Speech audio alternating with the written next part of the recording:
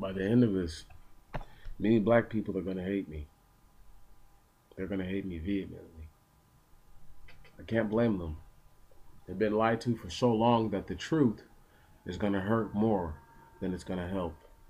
For many people, this will set them on a course, totally leaving the Most High behind and going to do whatever it is they choose to do, feeling as if there is no hope for their salvation. Others will find comfort in the words that I speak, and then they shall understand that they will not have to be held to such a degree of rigorous standard that they may actually survive to help these people because of that factor, and that factor alone. I'm going to prove to you, I know for a fact, I know this for a fact, that a true fact, a truth I know it for, that not only is the first man a different black man than the Adam black man, than the fallen black angel thing that came on, that created creatures outside of the two human being black species I'm speaking of, created creatures that are blackish or look black with animals and the such. I know that's hard to believe for people, but this is what happened. Now we're to the degree that there are varying shades of people, so much so that the understandings of origins of people have been muddied up. I am only here to once again put forth what I put forth a long, long time ago. Death of the Doctrine 4, if I'm not mistaken. All black isn't black. Might even have started with 3, but I know it was 4. And it was all black is not black. No one wants to hear that. No one wants to hear that. No one wants to see that.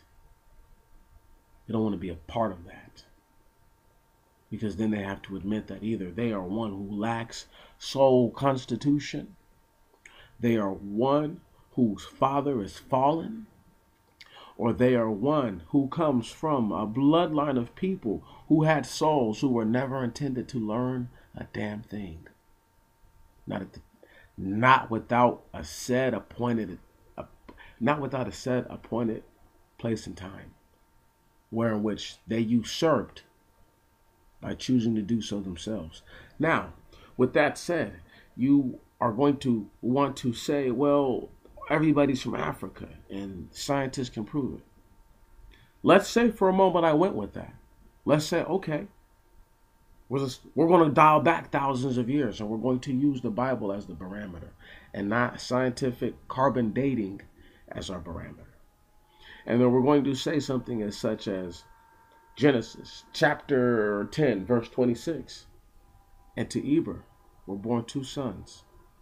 The name of one, Peleg, because in his days the earth was divided. Stop right there. Now, to divide something, once again I broke this down in spiritual gumbo continental drift, and it was expounded that in order for it to divide, it would have to have been one congealed piece. Yes. So if we're using an out of Africa theory, let's go back to Pangea, where this more than likely would have taken place. All people would have been closer congealed to the centerpiece of the world than they would not have been. Does this not make any sense to you? Or are you having a hard time conceiving this? I would like for you to think and wonder why it is that all these caverns and caves were built in mountainous regions and not in places where, I don't know, there's soil and dirt, as you would say. I would like for you to also ask yourself why caves and caverns and things like that, however you like to say, underground ways are located a lot of the time in mountainous terrain. Ask yourself this. And also with that said, where would people, if you believe in any of this, where would people have come from? Where would they have had to have come from if they did survive a flood. Think about it. There's a lot of things you're going to have to come to terms with. The Most High created the first people to not have souls and to live forever in His image. When they were dirtied up, the next man was created.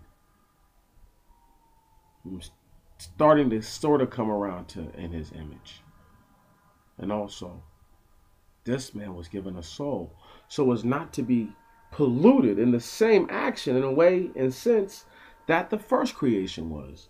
However, since that doesn't logically ride, we'll just leave that alone. We'll leave that off the table. And we'll just say that clone armies were made, and the Most High sat by idly and did nothing,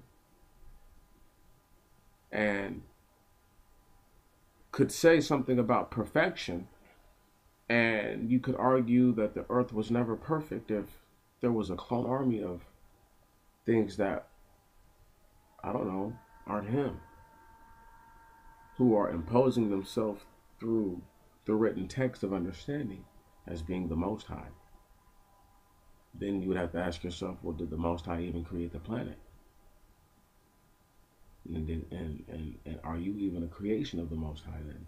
That's those types of things beckon more questions than they do answer them.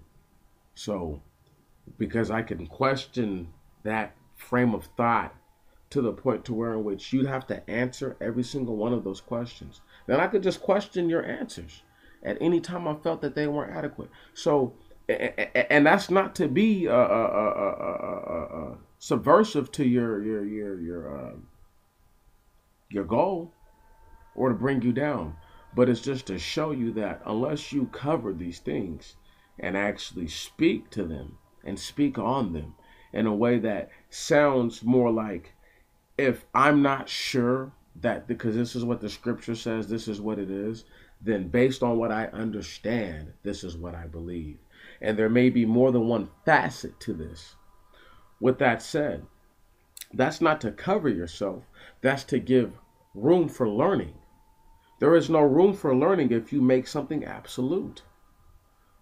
I am willing to learn so long as it is that you can scripturally back yourself up. Because I can stand my argument, because I would have to be right at the end of the day, within the scripture. And only in the scripture. And I wouldn't have to get outside of the scripture. I would have to get the person to see that the scripture is speaking to what it is that I'm speaking out of my mouth. So the verbal context has never changed. It's one's ability to either adapt and understand and comprehend, to overstand eventually, or it's their willingness to have cognitive dissonance. And therefore your disassociation, okay, the Helsinki syndromes of the world, you see, that make it to where a person does disassociate themselves from anything, not just wrongdoings, but to take themselves from the mindset that I'm not associated with this, but yet they are. So I don't ask questions to bearded men that apply to only non-bearded men. Like, what's it like to never have to shave? If they do shave, that is. And then it's like, because your face is, is so smooth, have you ever had to shave type stuff?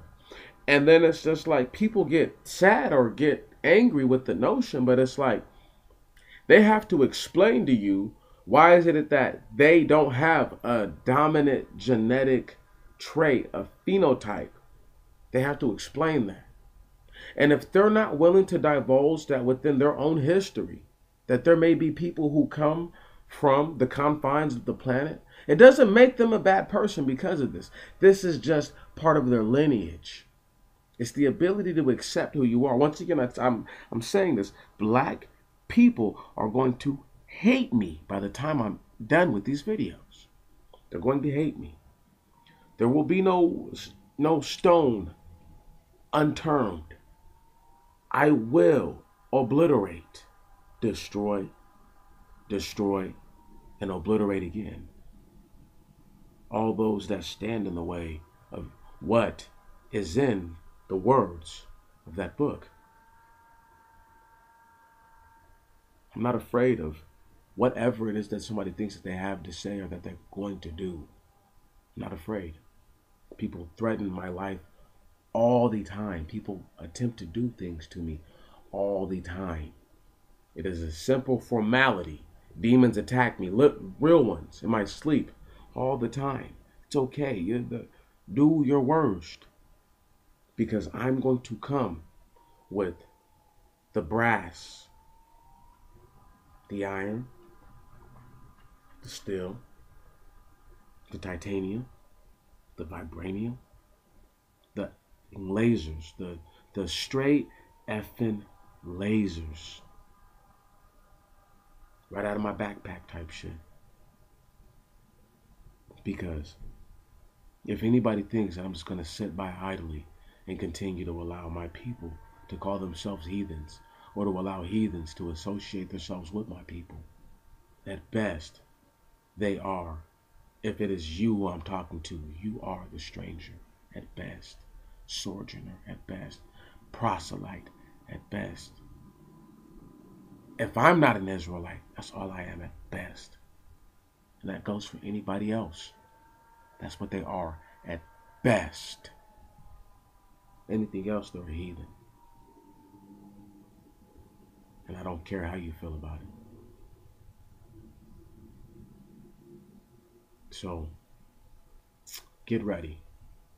Put on your big boy and big girl pants. Because I'm coming.